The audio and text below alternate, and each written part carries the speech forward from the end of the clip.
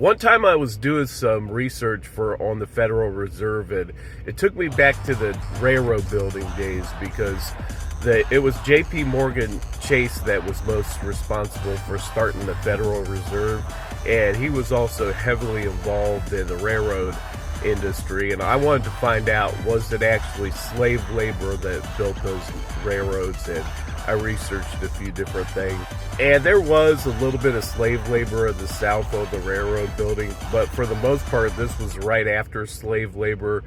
And the people who built the railroads, they were like just barely one notch above slave labor, where they were actually getting paid. But the conditions were actually horrendous. They had people living in these little shacks, and many people died during the railroads. And I also found out that this was a common job for Chinese immigrants that came to America. And today, Chinese immigrants, they almost have parity with someone who looks like me. They could live in luxury houses and gated communities and the most racist communities in America and be okay. So how did it change? How did it change? Have you ever heard of the Chinese Panthers? Or how about Ming Ling King? You haven't heard of them. You've heard of the Black Panthers. You've heard of Martin Luther King.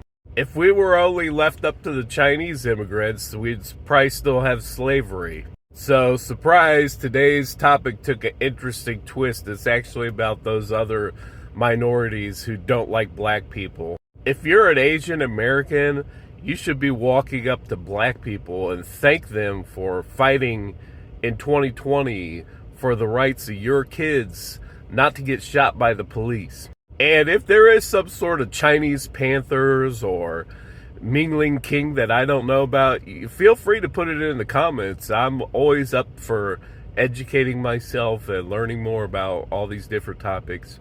But the way I see it is most of the other minorities have just freeloaded off the civil rights movements that were really done by black people. Let's see, people benefiting from the work of black people. There's a big surprise in America, isn't it?